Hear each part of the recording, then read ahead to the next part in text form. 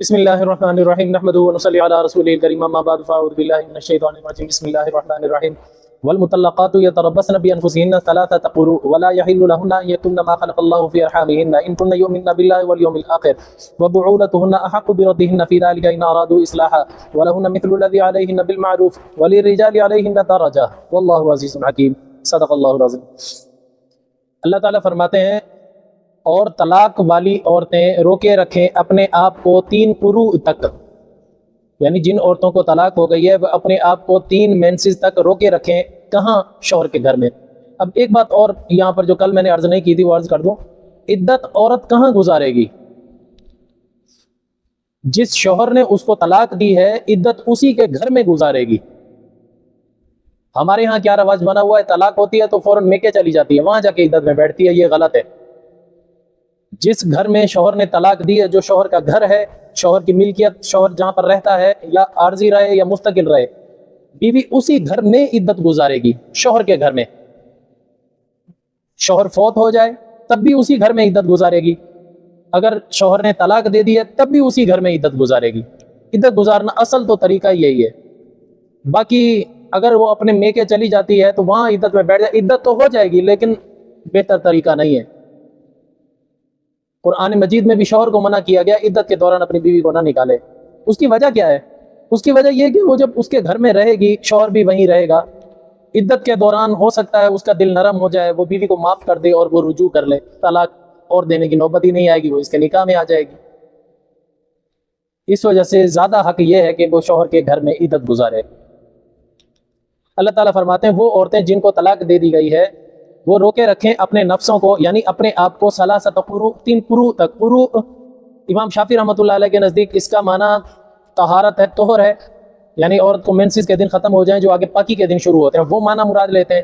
امام ابو حنیفہ رحمۃ اللہ علیہ اس سے مینسز والا معنی مراد لیتے ہیں، یعنی ناپاکی کے دنوں میں 3 قروء تک، یعنی 3 مینسز گزارے۔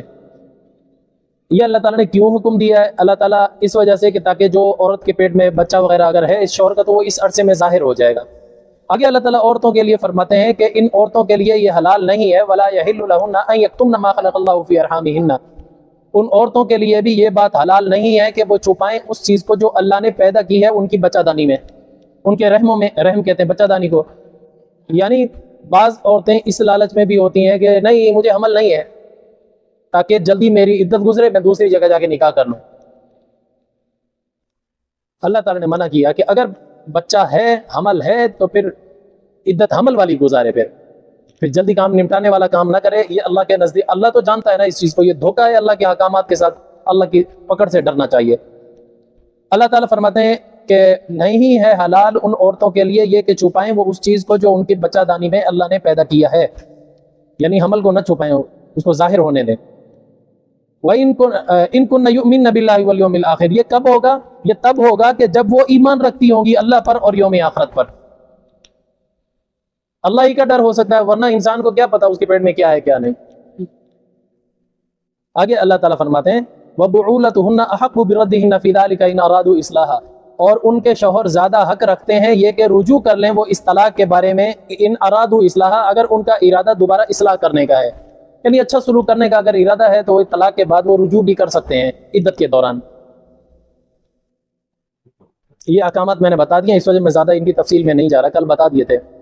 آگے اللہ تعالیٰ فرماتے ہیں وَلَهُنَّ مِثْلُ الَّذِي عَلَيْهِنَّ بِالْمَعْرُوفِ، اور عورتوں کا بھی حق ویسا ہی ہے مردوں پر جیسا کہ مردوں کا حق ہے عورتوں پر، دستور کے مطابق۔ البتہ وَلِلرِّجَالِ عَلَيْهِنَّ دَرَجَةٌ، اللہ تعالیٰ نے مردوں کو خصوصی طور پر فوقیت عطا کی ہے عورتوں پر، مرد کا درجہ اللہ نے بلند کیا ہے عورت سے، اس کو حاکمیت کی قوت عطا کی ہوئی ہے۔ واللہ عزیز حکیم، بے شک اللہ تعالیٰ غالب ہے، حکمت والا ہے۔ اب دیکھو اللہ تعالیٰ عورت کے حقوق کا انکار نہیں کرتے، حالانکہ انکاری تو وہ لوگ تھے جنہوں نے عورت کو چڑیل اور پتہ نہیں کیا کیا قسم کے لقب دیے ہوئے تھے۔ اللہ تعالیٰ نے تو عورت کو بہت عزت دی ہے، اللہ تعالیٰ نے اتنی عزت دی کہ مردوں کے برابر اس کو درجہ دے دیا۔ کیا فرمایا اللہ تعالیٰ نے وَلَهُنَّ مِثْلُ الَّذِي عَلَيْهِنَّ بِالْمَعْرُوفِ، جس طرح مردوں کے حقوق ہوتے ہیں نا عورتوں پر، اسی طرح عورتوں کے بھی حقوق ہیں مردوں پر۔ اللہ تعالیٰ تو حقوق بیان کر رہے ہیں، کوئی مذہب بھی، چاہے عیسائی ہو، یہودی ہو، ہندو ہو، کسی مذہب میں بھی عورت کو حقوق نہیں دیے جاتے۔ سب سے بڑی بات یہ، کسی مذہب میں بھی عورت میراث میں حقدار نہیں ہے، میراث کی مالک نہیں ہے۔ باپ یا ماں مر جائے اس کو وراثت میں سے کچھ نہیں ملے گا۔ یہ مذہب اسلام ہے جس نے عورت کو حصہ دیا ہے۔ یہ حقوق دیے ہیں اللہ تعالیٰ نے۔ عیسائی مذہب میں عورت کہا جاتا تھا کہ عورت ایک انسان کے روپ میں چڑیل ہے جس میں انسان والی صرف روح ڈالی گئی ہے، اس وجہ سے اس کے ساتھ بہت غلط رویہ اختیار کیا جاتا تھا۔ عورت کے ساتھ عورت کو انسان ہی نہیں سمجھا جاتا تھا۔ یہ تو بعد میں جب اسلام آیا ہے تو اسلام کی دیکھا تھا کہ پھر انہوں نے قدر کرنا شروع کی ہے ان کی، ورنہ ان کے نزدیک کوئی قدر و قیمت نہیں تھی، اب بھی نہیں ہے، لیکن اس کے باوجود جو تھوڑی بہت ہے وہ ہم پر کیچڑ اچھال کر اسلام کے اوپر اس کو غالب کرنے کی کوشش کرتے ہیں کہ ہم تو عورتوں کے حقوق کے محافظ ہیں، اسلام عورتوں کے حقوق کا محافظ نہیں ہے۔ حالانکہ جتنے حقوق کا خیال اسلام نے رکھا ہے نا، اتنا کسی نے نہیں رکھا۔ عورت کو ایک مقام دیا، ورنہ عورت کو زندہ درگور کیا جاتا تھا۔ جس کے گھر میں عورت پیدا ہو جاتی تھی، لڑکی پیدا ہو جاتی تھی، وہ عورت کے ساتھ غلط برتاؤ کرتا تو یہ اس کے لیے فخر سمجھا جاتا تھا۔ اگر وہ مار کر دفنا دیتا، اس کو زندہ گاڑ دیتا، تو وہ اس کے لیے فخر کی بات ہوتی تھی۔ یہ تو اللہ نے اسلام بھیجا ہے، زندہ درگور کرنے سے بھی بچایا، عورتوں کو وراثت میں بھی حقدار بنایا، اور بھی مردوں کے حقوق کے مساوی حقوق عطا کیے۔ یہاں تک حق ادا کرنے کی اگر بات آ جائے تو عورت کو اتنے تک آزادی دی گئی کہ وہ شوہر کے گھر میں، شوہر کی تو وہ خدمت کرے، وہ بھی اس کی اختیاری ہے، لازمی نہیں ہے۔ البتہ شوہر کے ماں باپ کی قدر و قیمت کرنا، ان کی خدمت کرنا، یہ بالکل بھی اس پر لازم نہیں ہے۔ ہاں البتہ اگر وہ کر دیتی ہے تو یہ اس کا احسان ہے۔ یہ حقوق دیے جا رہے ہیں نا اسلام میں۔ اللہ تعالیٰ نے بہرحال عورتوں کو کافی حقوق عطا کیے۔ اللہ تعالیٰ فرماتے ہیں وَلِلرِّجَالِ عَلَيْهِنَّ دَرَجَاتٌ، لیکن ان سب کے باوجود بھی اللہ تعالیٰ نے مردوں کو ایک حاکمیت کی فضیلت عطا کی ہے۔ مرد کو بہرحال اللہ تعالیٰ نے فوقیت عطا کی ہے۔ گھر کا جو بڑا ہوگا، سربراہ ہوگا، سربراہی اور گھر کے اختیارات وغیرہ، کوئی فیصلے کرنا، یہ سب اللہ تعالیٰ نے مرد کے ذمہ لگائے۔ عورت عقل کے لحاظ سے ناقص ہے، اگر وہ فیصلہ بھی کرے گی تو وہ ناقص ہوگا، نقصان دہ ہوگا۔ اس وجہ سے اللہ تعالیٰ نے اس سے حاکمیت کا جو اختیار ہے وہ اللہ تعالیٰ نے اس سے لے لیا ہے۔ مسائل چل رہے تھے طلاق کے، یہاں پر اللہ تعالیٰ جو صاف لفظوں میں طلاقیں دی جاتی ہیں ان کی اقسام بیان فرما رہے ہیں کہ رجعی طلاقیں وہ دو ہیں۔ لفظ طلاق ایک طلاق سے بھی رجعی واقع ہوگی، دو طلاق سے بھی رجعی واقع ہوگی۔ رجعی کا حکم کیا تھا؟ عدت کے اندر بندہ اسے رجوع کر سکتا ہے، البتہ پھر اگر ایک دے دی ہے تو دو کا حق شوہر کو باقی رہے گا، دو دے دی ہے تو صرف ایک کا حق باقی رہے گا۔ اللہ تعالیٰ فرماتے ہیں الطلاق مرتان، رجعی طلاقیں دو بار تک ہیں، اس کے بعد شوہر کو اختیار ہے فَإِمْسَاكُمْ بِمَعْرُوفٍ أَوْ تَسْرِيحٌ بِإِحْسَانٍ، یا تو اس عورت کو دستور کے موافق اسے رجوع کر لے، اس کو روک لے، اپنی بیوی بنائے رکھے، یا اس کی عدت گزر جانے کے بعد او تسریح بإحسان، یا اس کو آزاد کر دے احسان کے ساتھ، اچھائی کے ساتھ۔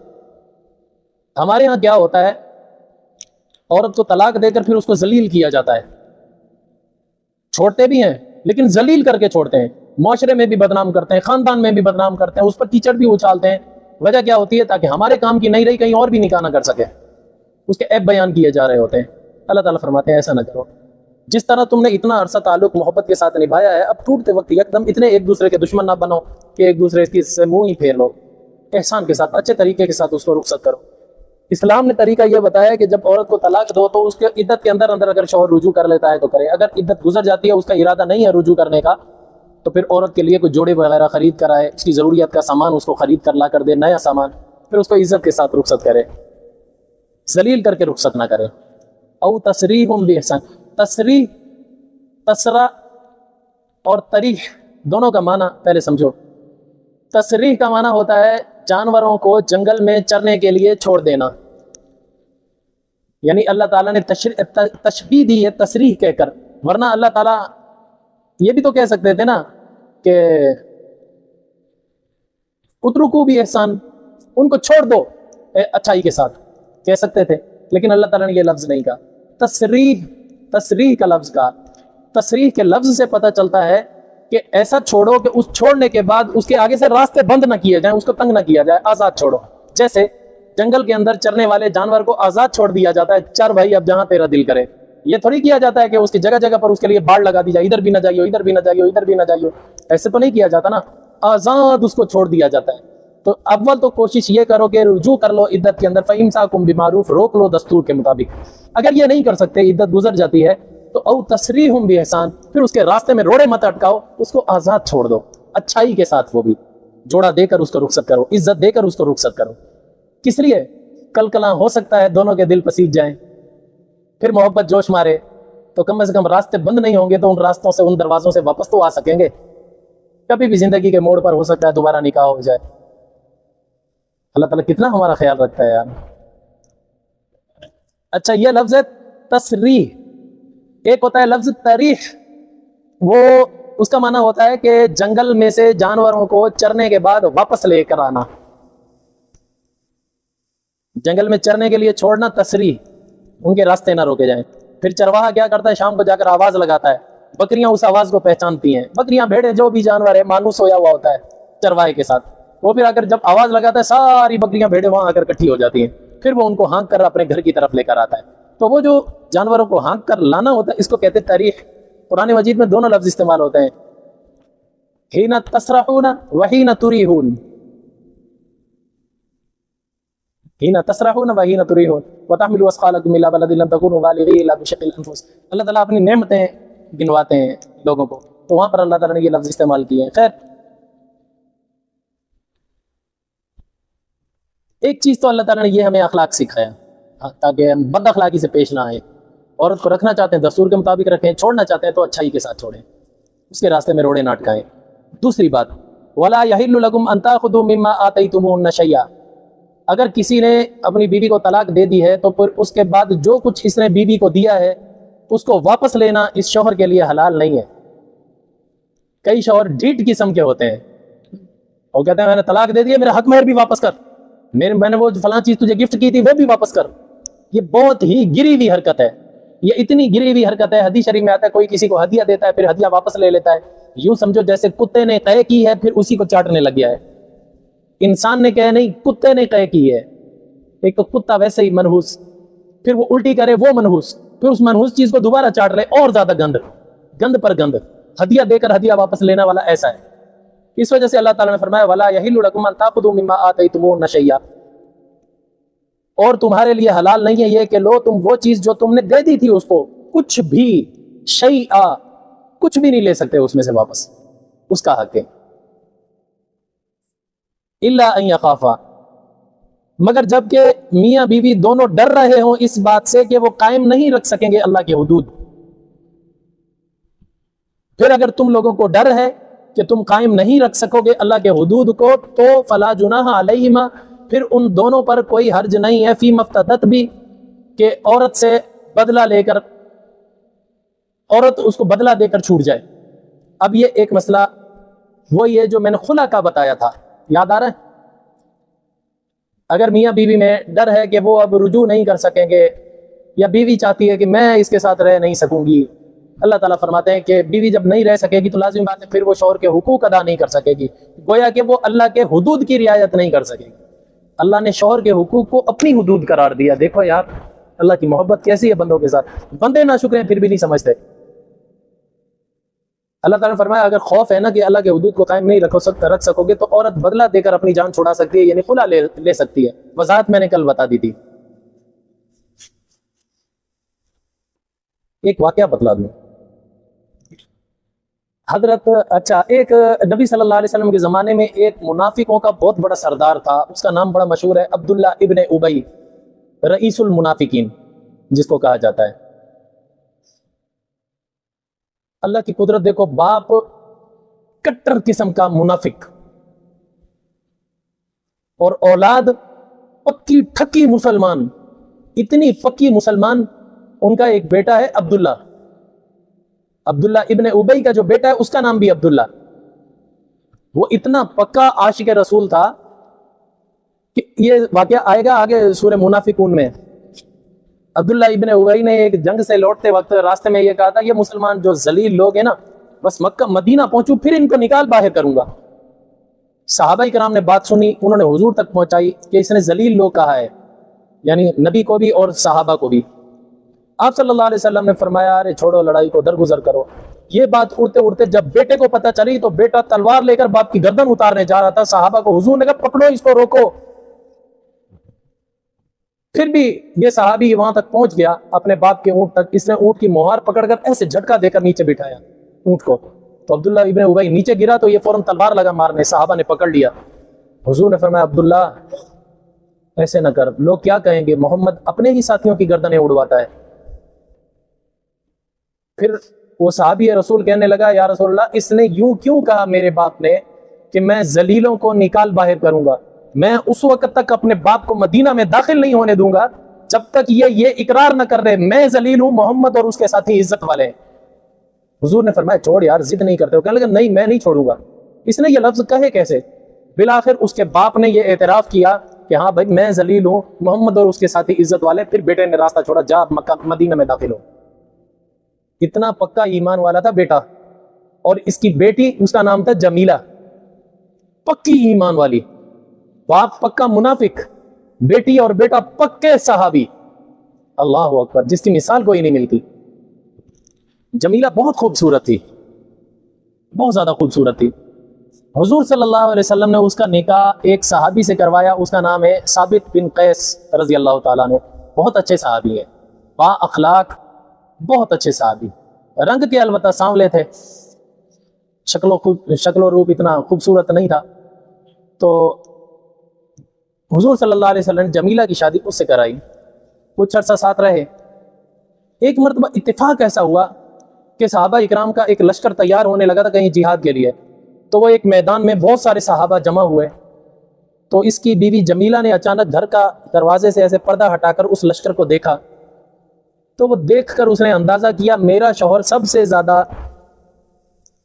یعنی شکل و صورت کے لحاظ سے سب سے کم تر لگ رہا ہے، پورے لشکر میں سب سے بے سرا یہی لگ رہا ہے۔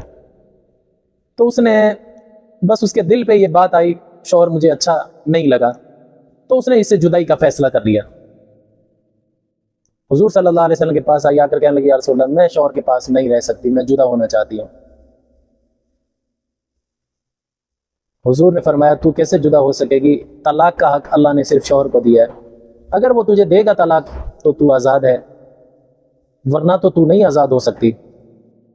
تو یہ افسردہ سی ہو گئی۔ اللہ تعالیٰ نے اس کے لیے یہ وحی نازل کی، خلع کا حکم اللہ تعالیٰ نے دیا کہ عورت کو بھی اختیار ہے، اگر وہ نہیں رہنا چاہتی شوہر کے ساتھ تو نہ رہے، بدلہ دے کر، فدیہ دے کر اپنی جان چھڑائے۔ جب یہ عورت جانے لگی تو حضور صلی اللہ علیہ وسلم پر وحی آئی، تو حضور نے پھر اس کو راستے سے واپس بلوایا، جمیلہ کو بلاؤ۔ آئی، حضور نے فرمایا مبارک ہو، اللہ نے تیرے حق میں فیصلہ دے دیا ہے، ہاں البتہ ایک شرط ہے، وہ یہ ہے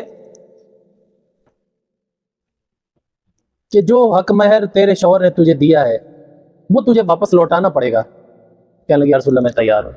حضور نے پھر ایک اور چیز کہی، اچھا میں نے سنا ہے کہ اس نے تجھے ایک باغ بھی تیرے نام کر دیا ہے، تجھے گفٹ کیا ہوا ہے، پورا باغ کھجوروں کا۔ کہنے لگی ہاں یا رسول اللہ۔ حضور نے فرمایا وہ بھی واپس دینا پڑے گا۔ کہنے لگی یا رسول اللہ میں تیار ہوں۔ پھر وہ خود کہنے لگی یا رسول اللہ اس باغ جیسے میں اور بھی کئی باغ دینے کے لیے تیار ہوں اس کو۔ وہ ٹکیل تھی، سردار کی بیٹی تھی، میں اور بھی دینا چاہوں، اگر یہ میرا شوہر اور بھی مطالبہ کرے کسی چیز کا میں وہ بھی دینے کو تیار ہوں۔ حضور نے فرمایا آخر وجہ کیا ہے، کیوں تو جدا ہونا چاہتی ہے؟ پھر اس نے یہ قصہ سنایا، کہنے لگے یا رسول اللہ بس دل نہیں بن رہا اس کے ساتھ۔ کہا کیوں، وجہ کیا بنی، کیا یہ اخلاق والا نہیں ہے؟ کہنے لگی نہیں یا رسول اللہ اخلاق والا بہت اچھا ہے۔ کہا یہ دین کا پابند نہیں ہے؟ کہنے لگے نہیں یا رسول اللہ یہ دین کا بہت پابند ہے، اس کی تو کبھی تہجد بھی قضا نہیں ہوتی۔ پھر کہنے حضور نے فرمایا پھر کیا ہوا ہے؟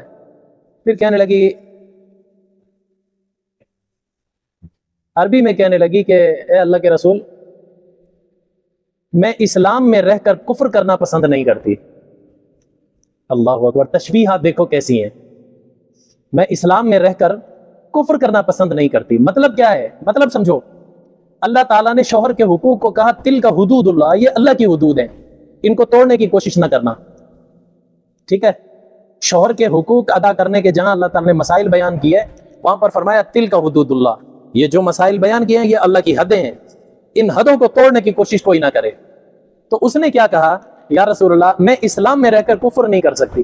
مطلب کیا ہے، یا رسول اللہ میں اسلام میں بھی رہوں پھر میں شوہر کی خدمت کر کے اس کے حقوق ادا نہیں کر پاؤں گی، وہ حقوق جن کو اللہ نے تل کا حدود اللہ کہا ہے وہ نہیں ادا کر پاؤں گی تو ہو سکتا ہے مجھ سے کفر ہو جائے، تو اس لحاظ سے میں اسلام میں رہ کر کفر نہیں کرنا چاہتی۔ تشبیہات دیکھو یار، ایسی فصیح و بلیغ عربی، اللہ اکبر۔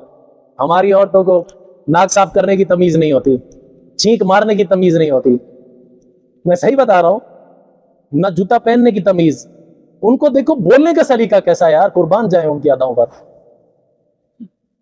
یہ نہیں کہا یا رسول اللہ مجھے اس کی شکل نہیں بنتی، شکل نہیں اچھی لگتی، نہیں کہا۔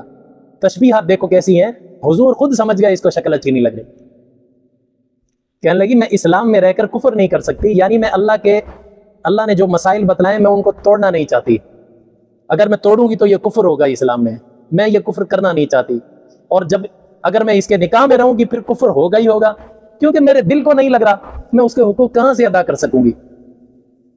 کیسی بات گھما کر کتنے خوبصورت انداز سے بیان کی۔ آپ صلی اللہ علیہ وسلم سمجھ گئے۔ آپ صلی اللہ علیہ وسلم نے فرمایا پھر ٹھیک ہے تو اپنے مال کا انتظام کر، میں ابھی تمہارے اندر جدائی کرتا ہوں۔ حضور نے حضرت ثابت بن قیس کو بلایا، کہا بھائی میں جدائی کرتا ہوں تمہارے درمیان، یہ تیرا حق مار بھی تجھے واپس دے گی، تیرا باغ بھی تجھے واپس دے گی۔ کہنے لگا یا رسول اللہ میں آپ کے حکم پر سر بخم کرتا ہوں، مجھے آپ کا حکم بالکل منظور ہے، جیسے آپ کہیں گے ویسے ہی ہوگا۔ اس صحابی نے بھی چوں چرا نہیں کی، اور حضور صلی اللہ علیہ وسلم پھر یہ جدائی کر دی۔ جمیلہ نے پھر کہیں اور جا کر اپنا نکاح کیا، جہاں پر بھی کیا۔ بہرحال اللہ تعالیٰ نے اس وجہ سے یہ آیت نازل کی تھی، خلا کا حکم اللہ نے اس کی وجہ سے اتارا تھا، حضرت جمیلہ کی وجہ سے۔ اللہ تعالیٰ فرماتے ہیں کہ اللہ ان یخافا اللہ یقیم حدود اللہ، اگر میاں بیوی دونوں اس بات کا خوف کر رہے ہوں کہ اللہ کے حدود نہیں ادا کر سکیں گے، وَإِنْ خِفْتُمْ فَإِنْ خِفْتُمْ، اور اگر تمہیں یہ خوف ہو کہ اللہ یقیم حدود اللہ، بار بار اللہ کہہ رہے ہیں کہ تم اللہ کے حدود کو قائم بالکل نہیں کر سکو گے۔ دیکھو پہلے کہا اگر تمہیں خوف ہے اللہ کے حقوق نہیں ادا کر سکو، اللہ کے حدود کا قائم نہیں رکھ سکو گے، بات کلیئر ہو گئی تھی نا۔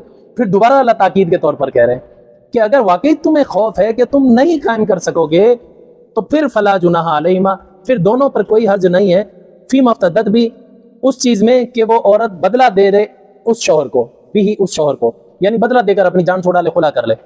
تلک حدود اللہ، یہ اللہ کی حدود ہیں، فلا تعتدوها، ان سے تجاوز کرنے کی کوشش نہ کرنا۔ ہر ملک کی اپنی باؤنڈری ہوتی ہے، سرحد ہوتی ہے، بارڈر ہوتا ہے، اس بارڈر کو کراس کرنے کی کوشش نہ کرنا غیر قانونی طور پر۔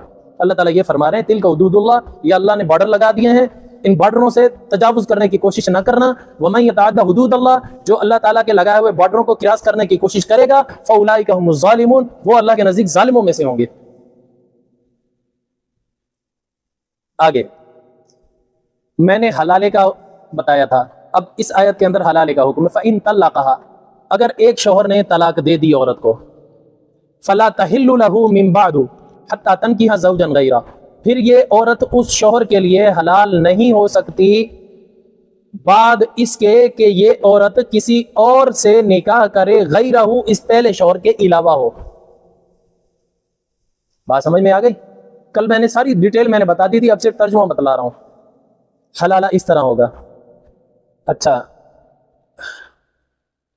ایک بات میں تھوڑا اور بتا دوں، اہل حدیث لوگوں کے سامنے جب یہ آیت پیش کی جاتی ہے نا کہ اللہ حلالے کا حکم دے رہا ہے، وہ اس کا ترجمہ کرتے وقت غلطی کر جاتے ہیں۔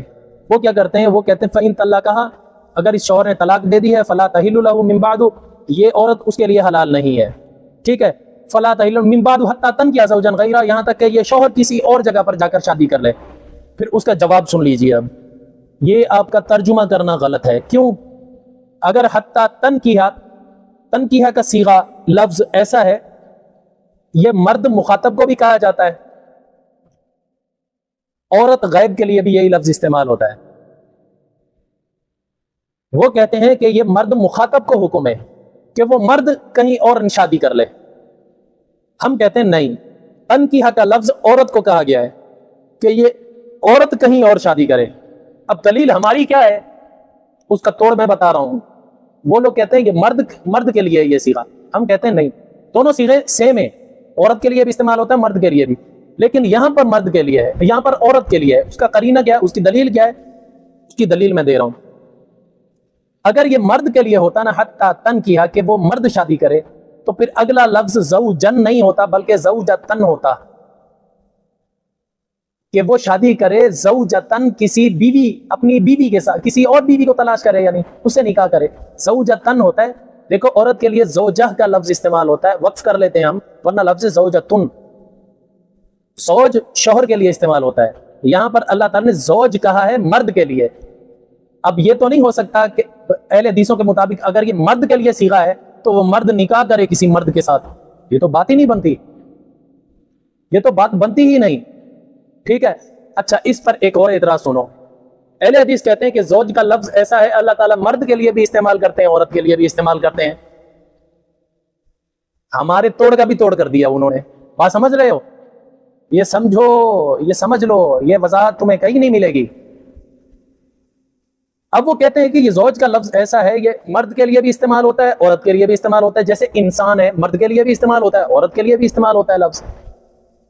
اب اس کا بھی جواب سنو، ٹھیک ہے اگر بالفرض ہم مان لیتے ہیں تمہاری بات، حتی تن کیا وہ مرد شادی کرے زوجن کہیں اور کسی اور سے، غیرہ، پھر یہاں پر غیرہ نہیں ہونا چاہیے تھا، پھر غیرہ ہا ہونا چاہیے تھا، کہ وہ مرد شادی کرے اس بیوی کے علاوہ کسی اور سے، پھر ہا ہونا چاہیے تھا۔ لیکن یہاں پر اللہ نے ہا نہیں استعمال کیا، عورت یعنی ضمیر مؤنث کی استعمال نہیں کی، بلکہ غیرہ مذکر کی ضمیر استعمال کی ہے۔ اس کا معنی ہے غیرہ اس مرد کے علاوہ سے۔ وہ کون کرے گی؟ عورت کرے گی نا، عورت ہوگی تو اس شوہر کے علاوہ سے کسی اور شوہر سے شادی کرے گی نا۔ اگر یہ خطاب مرد کو ہوتا تو غیرہ ہا ہوتا، یہ غیرہ بتلا رہا ہے، تنکیہ کا لفظ یہ عورت کو خطاب کیا گیا ہے، عورت مخاطب ہے اس چیز سے۔ بات سمجھ میں آ گئی؟ ان کا جواب بھی سمجھ میں آ گیا، جواب کا جواب بھی سمجھ میں آ گیا۔ اب ترجمہ دیکھو، بعد اس کے کہ وہ عورت نکاح کرے اس شوہر کے علاوہ کسی اور شوہر سے، پھر اگر وہ طلاق دے دیتا ہے تو یہ اب پہلے شوہر کے لیے حلال ہو جائے، ٹھیک ہے۔ فَإِن طَلَّقَهَا، پھر اگر یہ دوسرا شوہر بھی طلاق دے دیتا ہے، فَلَا جُنَاحَ عَلَيْهِمَا أَن يَتَرَاجَعَا إِن ظَنَّا أَن يُقِيمَا حُدُودَ اللَّهِ، پھر کوئی حرج نہیں ہے کہ یہ دونوں واپس رجوع کر لیں، یعنی نیا نکاح کر لیں حلالے کے بعد۔ ہاں، ان ظنّا، اگر ان کو اس بات کا یقین ہے، ان یقیما حدود اللہ، کہ اب یہ اللہ کے حدود کو قائم کر لیں گے، پہلے تو نہیں قائم کر سکے تھے اس وجہ طلاق ہو گئی، اب یہ قائم کر سکیں گے اس یقین کے ساتھ، اگر یہ یقین ہے ان کو، بھلے رجوع کر لیں، پھر حلالے کے بعد پہلے شوہر کے لیے جائز ہے۔ تلک حدود اللہ، یہ اللہ کی حدود ہیں، اللہ نے بارڈر لگا دیے ہیں۔ تلک حدود اللہ یبینھا لقوم یعلمون، اور اللہ تعالیٰ یہ احکامات کھول کھول کر بیان کرتا ہے ایسی قوم کے لیے جو علم رکھتی ہے۔ بے عقلوں کو یہ چیز سمجھ میں نہیں آئے گی، علم والوں کو سمجھ میں آئے گی، جو اہل علم ہے ان کو سمجھ آئے گی، جنہوں نے اہل حدیث کہلا لیا علم سے آ رہی ہے ان کو سمجھ نہیں آئے گی۔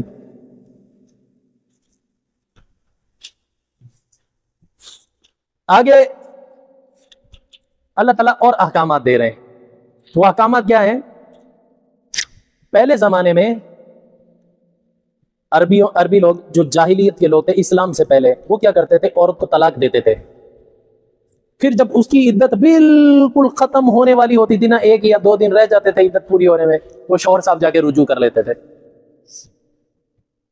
رجوع کر لیا، بیوی بن گئی، پھر اس کو ٹارچر کرنا شروع کرتے تھے، خوب تنگ کر کر کے اس کا ستیہ ناس مچا کر 1 سال 2 سال بیوی تو بن گئی نا، اب دوبارہ ٹارچر کر کے پھر طلاق دیتے تھے۔ پھر وہ بیچاری شکر کے کلمے پڑھتی تھی، اچھا ہوا اسے جان چھوٹی، اب عدت گزار رہی ہے، عدت گزارنے دیتے، جب وہ آخری عدت پر پہنچتی پھر رجوع کر لیتے، پھر رجوع کر کے پھر 2-3 سال اور رگڑا دیتے۔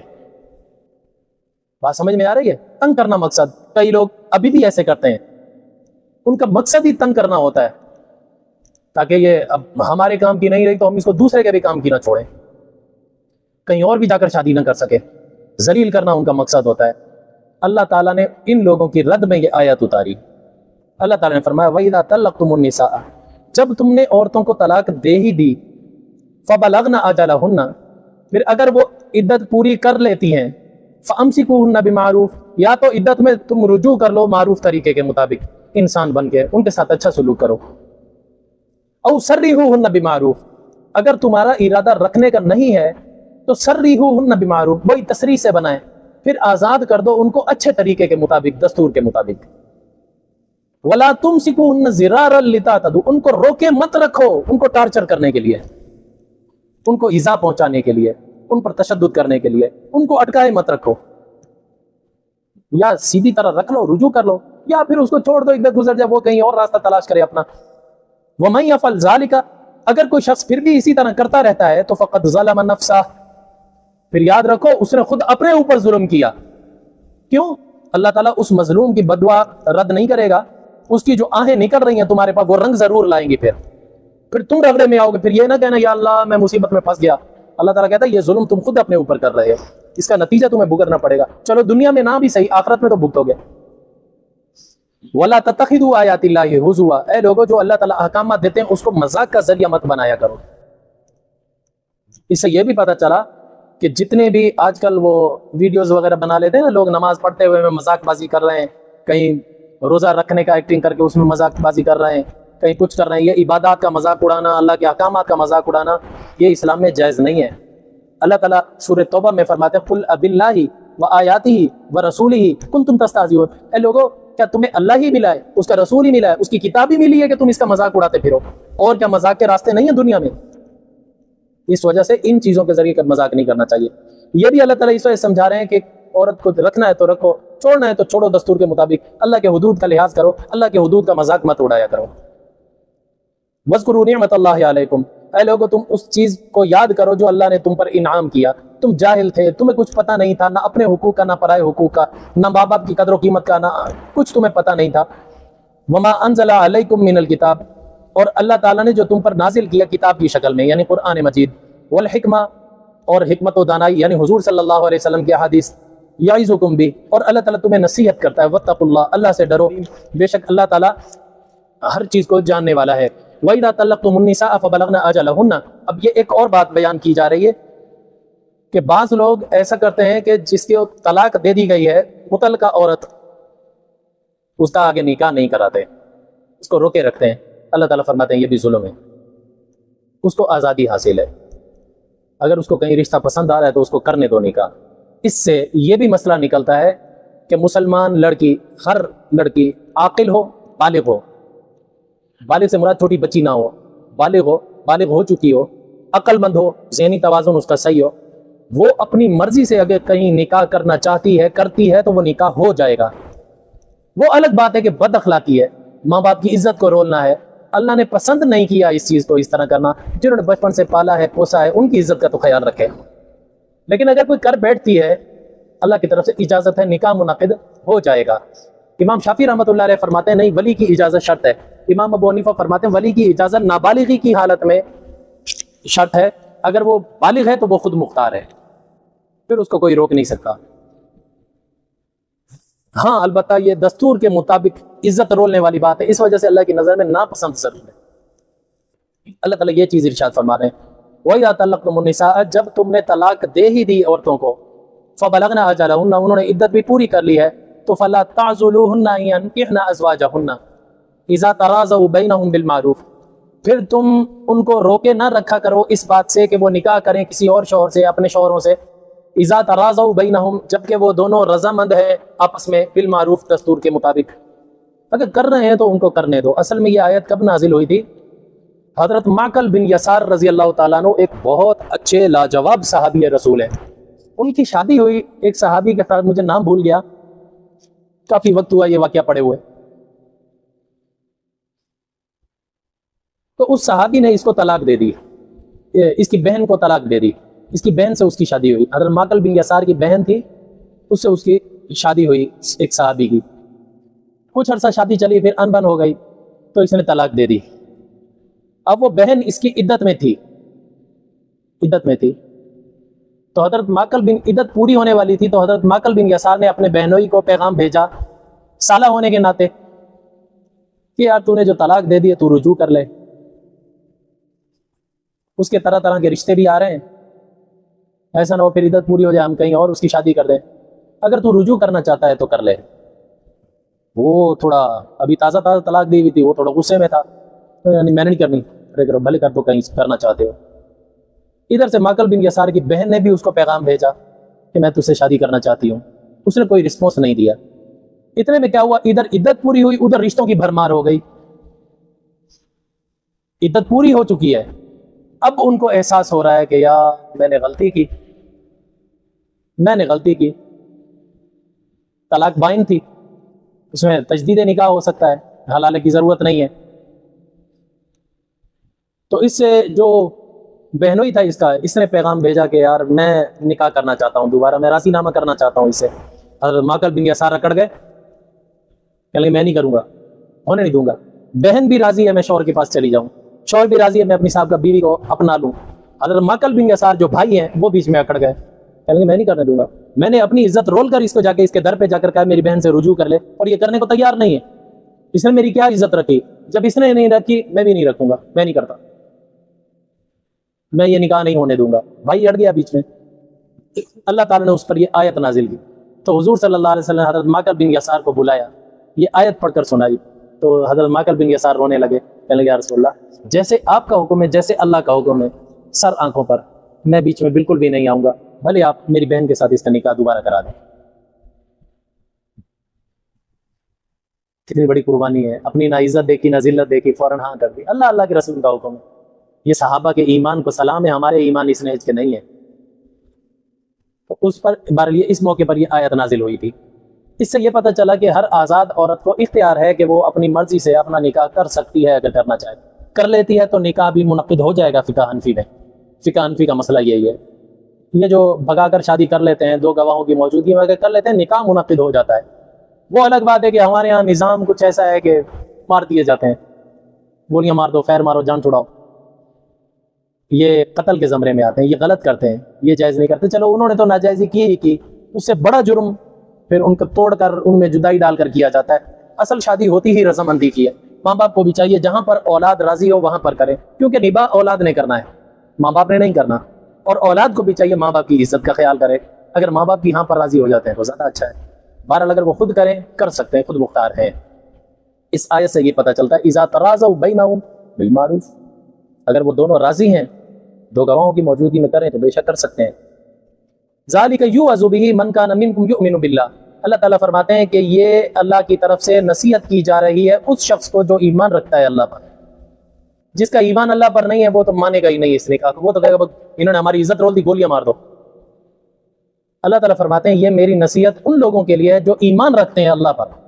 उनको चाहिए वो तस्लीम खम करें, वो तस्लीम करें, जो अल्लाह पर ईमान रखते हैं और क़यामत के दिन पर भी ईमान रखते हैं। आगे अल्लाह ताला फरमाते हैं ये गैरत के तो खिलाफ है कि हमारी बेटी या बहन अपनी मर्जी से शादी कर ले, लेकिन अल्लाह ताला फरमाते हैं अगर कर लेते हैं तो उनको एक्सेप्ट करना चाहिए। क्यों? वजह अल्लाह ताला फरमाते हैं ज़ालिकुम अज़का लकुम व अतहर, ये तुम्हारे लिए बहुत ज्यादा पाकीज़गी का बाइस होगा, वह अतहर, और बहुत ज्यादा तहारत का बाइस बनेगा। क्यों? आज अगर औलाद की पसंद पर शादी नहीं कराओगे, लड़का भी कहीं गलत जगह मुंह मार रहा होगा, लड़की भी कहीं गलत जगह पर आकर अपनी पींगे बढ़ा रही होगी, जो शादी का जो मकसद है वो भी हासिल नहीं होगा। वो मकसद क्या है? लितस्कुनू इलैहा, आपस में एक दूसरे से सुकून हासिल करना, सुकून भी नहीं होगा। यानी रूहानी तौर पर भी दिल की सफाई अगर चाहते हैं, दिल का सुकून इत्मीनान चाहते हैं, वो भी इसी में है। और तहारत अगर चाहते हैं, पाकीज़गी चाहते हैं, जिना का रास्ता बंद करना चाहते हैं, वो भी इसी में है कि जहां लड़का लड़की राजी हैं वहां पर उनका निकाह कर दिया जाए। हुजूर सल्लल्लाहु अलैहि वसल्लम ने फरमाया मैंने अपने जितने भी निकाह किए, कोई एक निकाह भी अल्लाह के हुक्म के खिलाफ मैंने नहीं किया। अल्लाह का हुक्म आता था उसके मुताबिक करता था। इसी तरह मेरी औलाद में से किसी एक का भी निकाह मैंने अपनी मर्जी से नहीं किया, अल्लाह का हुक्म आता था फिर मैं करता था। जब अल्लाह का हुक्म आ गया तो फिर औलाद की राय पूछनी चाहिए? नहीं। हजरत अली रजी अल्लाह तआला अन्हु को हजरत अब्दुर्रहमान बिन औफ वाले घेर कर लेकर आया, वो चल जाके मांग हुजूर से, हुजूर की बेटी।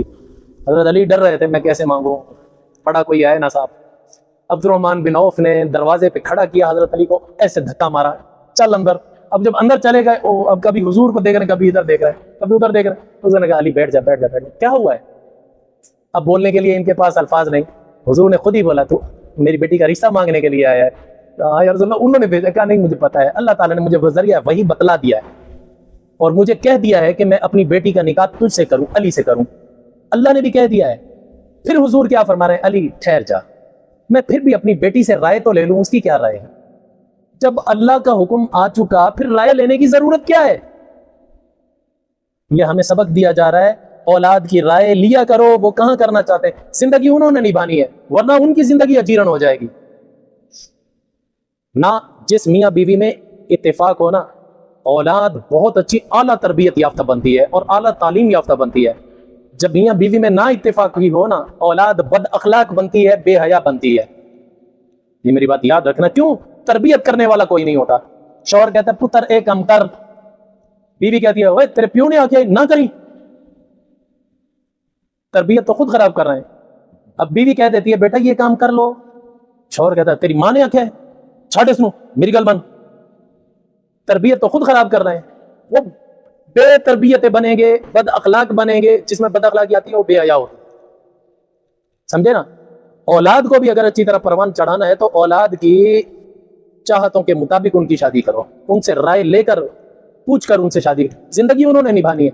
फिर जो औलाद होगी देखने की होगी, आला किस्म की, तरबियत याफ्ता, अखलाक वाली। फिर दोनों माँ बाप एक दूसरे का अदब सिखाएंगे औलाद को। नहीं बेटा, बाप के साथ बदतमीजी नहीं करते, बाप का कहना मानते हैं। वो बाप सिखा रहा होगा, नहीं बेटा, माँ के कदमों में जन्नत है, उसकी खिदमत करनी है। तरबियत कैसी आला होगी। इस वजह भाई ये अल्लाह ताला ने इसलिए फरमाया, एक तो फरमाया अल्लाह ताला ये नसीहत करता है उन लोगों को, उस आदमी को जो अल्लाह पर और क़यामत के दिन पर यकीन रखता है, वो इस चीज़ को एक्सेप्ट करे, औलाद की राय ले। अगर वो कर भी लेते हैं, भाग कर उस शादी को एक्सेप्ट करें, कबूल करें, क्योंकि ज़िंदगी तो उन्होंने निभानी है। अंतराज़ हो बैनहुम, वो अगर राज़ी है तो क्या ज़रूरत है उनमें कीचड़ उछालने की। ठीक, अगरचे उन्होंने गलत किया है, तुम तो दोबारा गलती ना करो ना। अच्छा, आगे अल्लाह ताला ने फरमाया अगर वो इस तरह कर लेते हैं, औलाद की राय लेकर शादी करते हैं अगर माँ बाप भी, ज़ालिकुम अज़का लकुम व अतहर, ये बहुत ज़्यादा पाकीज़गी का बाइस है, बहुत ज़्यादा पाकीज़गी का बाइस है। 2 दफ़ा लफ्ज़ अज़का युज़गी का माना होता है दिल की पाकीज़गी। जब दिल की पाकीज़गी हो गई तो इसमें जितनी भी बद अखलाकियां वो तो निकल जाएंगी।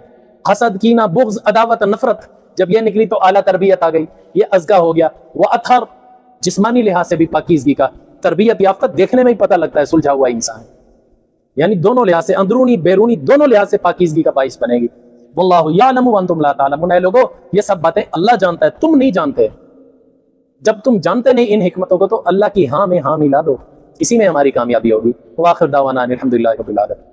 शरीयत का रास्ता दिखाते चलो, दिए अज़मतों के जलाते चलो, शरीयत का रास्ता दिखाते चलो।